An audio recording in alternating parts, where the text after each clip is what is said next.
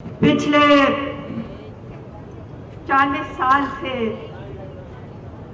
यहाँ आ रही हूँ। मैंने बहुत कोशिश की कि मैं तेलुगु में भाषण दूँ।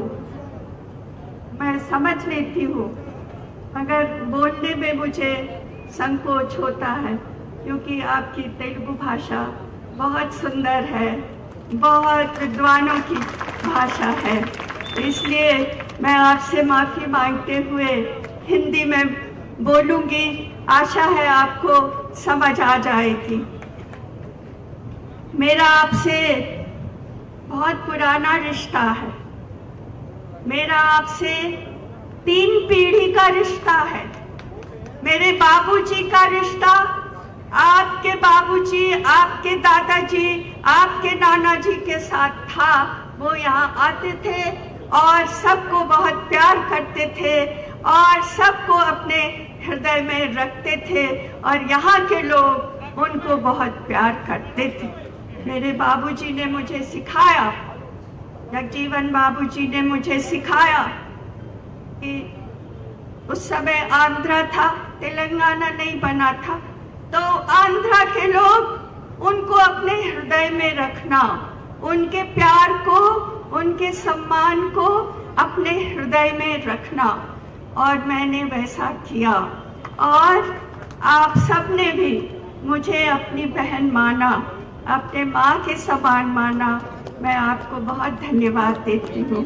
और अब मेरे पुत्र हैं अंशुल, अभिजीत, वो भी आपको बहुत सम्मान देते हैं, बहुत प्यार देते हैं, और आपकी सेवा करना अपने जीवन का उद्देश्य समझते हैं। मैं सोनिया जी को धन्यवाद देना चाहती हूँ इस मंच से। उन्होंने यहाँ की जनता की भावना को समझा। उन्होंने ये समझा कि यहाँ के लोग, यहाँ के जो गरीब लोग हैं, जो सबसे आखिर में खड़े होते हैं, जिन्हें कोई नहीं सुनता है, जिनके लिए कोई दरवाजा नहीं खुलता है, जिन्हें धक्का देकर पीछे कर दिया जाता है, उनकी आवाज़ है कि तेलंगाना बनना चाहिए। तो उन्होंने सुना और उन्होंने इस पर ध्यान दिया। सबकी आवाज़ है इसमें, जो दलित है उनकी आवाज़ है, जो पिछड़े वर्ग के हैं उनकी आवाज़ है, जो गरीब हैं, किसी भी धर्म और जाति के हैं, उनकी आवाज़ है, जो गरीब नहीं है, संपन्न है, बड़े घरों से आते हैं, उनकी भी आवाज़ है, जो हमारे अक़लियत के लोग हैं उनकी भी आवाज़ है, जो हमारी महिलाएं हैं उनकी भी आवाज़ है, जो हमारे बड़े बुजुर्ग हैं, जो हमारे छोटे छोटे बच्चे हैं, उन सब की आवाज़ थी कि तेलंगाना बनना चाहिए। और सोनिया जी ने उसे सुना, और मैं उनको आज इस मंच से धन्यवाद देना चाहती हूँ कि उन्होंने तेलंगाना बनाया। मैं धन्यवाद देना चाहती हूँ आप सबको, यहाँ के कांग्रेस कमेटी को, इस मंच पर कांग्रेस के सभी विद्वत्गण बैठे हैं, सभी जो जुझारू नेता, और ये जो स्टेज है, ये जो रेवोल्यूशनरीज हैं, जो क्रांतिकारी हैं, क्रांतिकारियों के यहाँ पर उपस्थित होने से ये स्टेज की महत्ता बढ़ गई है। ये स्टेज इतना प्रकाशमान है क्योंकि ये सब ने कुर्बानियाँ दी हैं। मैं इनका नाम पढ़ना चाहती हूँ। यहाँ पर हमारे मानिकराव ठाकरे जी गारू हैं, उत्तम कुमार रेड्डी गारू हैं, नदीम जावेद गारू हैं, रोहित चौधरी गारू हैं, दामोदर राज नरसिंह गारू हैं, बी हनुमंतराव गारू हैं, अंजन कुमार यादव गारू हैं, महेश गौड़ गारू हैं, पूनम प्रभाकर गारू हैं, बलराम नायक गारू हैं, चिन्ना रेड्डी गारू हैं, तिरसिला राजैया गारू हैं, सुरेश चित्कार गारू हैं, अनिल यादव गारू हैं, रोहिन रेड्डी गारू हैं, और अभी आपने सुना तो गदर है, रेवोल्यूशनरी लीडर, उनको सुना तो सब उन्होंने कहा तेलंगाना तेलंगाना, जय तेलंगाना, सब कहिए जय तेलंगाना, और जोर से कहिए जय तेलंगाना, जय जय तेलंगाना, जय तेलंगाना, जय जय तेलंगाना, जय तेलंगाना, वर्दिल्लाली, वर्दिल्लाली। मेरे पुत्र हैं अंशुला विजित, और मंच पर और भी लोग हैं, क्षमा करिएगा मैं सबका नाम नहीं ले रही हूँ, मगर सबने आगे बढ़ करके तेलंगाना के लिए लड़ाई लड़ी और कुर्बानी दी। यहाँ पर मेरे सब सहोदर सहोदरी इबारुल्लू बैठे हैं, मीडिया के मेरे सभी बंधु यहाँ पर बैठे हैं। कुछ शिकायतें होती है, उन पर ध्यान नहीं देना चाहिए। मैं ये कहूंगी कि तेलंगाना हमारे जनतंत्र में, हमारे डेमोक्रेसी में, दुनिया का ये जो सबसे बड़ा जनतंत्र है जिसको हम चला रहे हैं, उसमें जनता की आवाज को ईश्वर की आवाज समझा जाता है। हमने तेलंगाना को उस ईश्वर की आवाज समझकर बनाया है, और ईश्वर की वो आवाज को जो रूप दिया जाता है, वो जो हमारा संसद है, हमारे जो पार्लियामेंट है, वहां पर बिल पास करके, कानून बना करके जो जनता है उसकी इच्छा को कानूनी रूप दिया जाता है, उसको वास्तविक रूप दिया जाता है, उसको अमली जामा पहनाया जाता है। वहां पर नियम है, उन नियमों के अनुसार वो कानून बनता है। सारे नियमों का पालन करके इस तेलंगाना को बनाया गया है। आपका इसकी जो भी आलोचना करे, आप उनको मुंह तोड़ जवाब दीजिए कि अगर बताए कि कौन सा कानून भंग करके ये तेलंगाना बना है।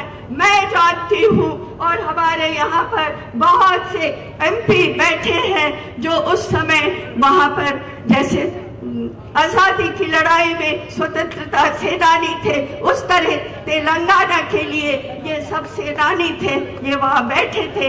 एक एक कानून का एक एक हिस्सा हम लोगों ने ध्यान से रख करके तब बनाया है। तो इसलिए दूसरी चीज मैं कहना चाहूंगी कि जब मैं आती हूँ तो एक तरफ मुझे खुशी होती है, एक तरफ मुझे दुख होता है।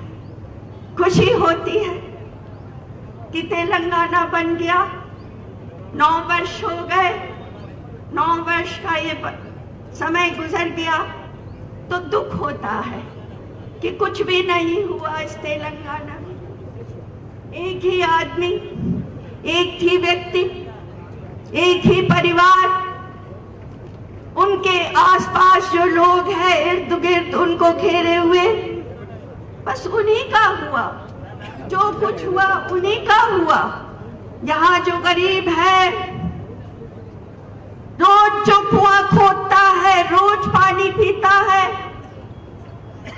जिसके घर में 2 जून रोटी का ठिकाना नहीं है, जो सुबह उठ करके अपने ही आंसुओं से अपना मुंह धो लेता है, उसके लिए कुछ नहीं हुआ, उसके लिए कुछ नहीं हुआ। यहाँ के किसानों के लिए, यहाँ के किसानों के लिए कुछ नहीं हुआ, यहाँ के मजदूरों के लिए कुछ नहीं हुआ। किसान और मजदूर हमारे अर्थव्यवस्था की रीढ़ की हड्डी है। हम समझते हैं हम देश चला रहे हैं, गलत समझते हैं। ये किसान और मजदूर का पसीना जब गिरता है तब ये देश चलता है, उनके लिए कुछ नहीं हुआ। यहाँ पर तरक्की के नाम पर आप थोड़ा सा बाहर जाइए, हैदराबाद से थोड़ा सा बाहर जाइए, तब आपको नजर आएगा कि तरक्की के नाम पे कुछ नहीं हुआ। तेलंगाना जिस लिए बना था वो नहीं किया गया। सोनिया जी भी दुखी रहती है, राहुल जी भी दुखी रहते हैं, हम सबको दुख होता है कि यहाँ हो क्या रहा है। कांग्रेस, मुझे बहुत खुशी है आज मैं कांग्रेस के कार्यकर्ताओं को देखा है किस तरह कड़कती हुई धूप में झंडा लेकर के वो कांग्रेस जिंदाबाद कर रहे थे। सब निकल कर आए थे घर से। मैं यहाँ के जितने भी नेता है और इंचार्ज बैठे हैं मानिक राव जी, और सबको मैं धन्यवाद देती हूँ, बधाई देती हूँ कि आपने इतना जोश भर दिया, सबको बुला लिया और सब आपके बुलाने पर आ गए। बहुत बड़ी बात है। इस जोश को कायम रखिए और कायम रखेंगे आप, क्योंकि अब वक्त आ गया है कि आप निकल पड़े तेलंगाना की किस्मत को बदलने के लिए। तेलंगाना जिस मकसद से बना था उस मकसद को पूरा करने के लिए निकल पड़े, बाहर निकल पड़े। कांग्रेस की आइडियोलॉजी कुछ लोग समझते हैं, उनको गलत फहमी है कि हमें कुर्सी चाहिए। गलत है। हमें अपनी विचारधारा के लिए कुर्सी चाहिए, हमें अपनी विचारधारा को यहां सत्ता में बैठाना है। कांग्रेस की विचारधारा इस भारतवर्ष के लिए सर्वश्रेष्ठ विचारधारा है। इससे श्रेष्ठ विचारधारा नहीं हो सकती, क्योंकि ये देश बहुत से धर्मों, बहुत से जातियों, बहुत सी संस्कृतियों, बहुत सी भाषाओं को लेकर के बना है। हम एक दूसरे में भेद नहीं कर सकते। अगर हम भेद करेंगे तो ये देश टूटकर बिखर जाएगा। इसलिए कांग्रेस की जो विचारधारा है कि सबको एक साथ लेकर के चलो, ये देखते हैं हम, ये जो हमारा हाथ है आप देखिए, सब उंगली अलग अलग है, इस हाथ में कोई ताकत नहीं है इस हाथ में। और अब जब सब साथ हो गए तो इसमें बहुत ताकत है। यही हमारी विचारधारा है कि हम सबको साथ लेकर चले। तो मैं कांग्रेस के कार्यकर्ताओं को, कांग्रेस के नेताओं को, सबको मैं बहुत बधाई देती हूँ। आपने मुझे बुलाया, मुझे इतना सम्मान दिया, मैं हृदय से आपकी आभारी हूँ। और आप जब बुलाएंगे मुझे बस एक दफा फोन कर देंगे तो आप समझिए कि आपकी बहन दिल्ली में बैठी है। जब भी आप बुलाएंगे मैं दूसरे दिन यहाँ आपके बीच में नजर आऊंगी और हम सबको, कांग्रेस को यहाँ पर बैठाना है। 6 महीने रह गए हैं, कांग्रेस को यहाँ पर लाना है। जय हिंद, नमस्कार।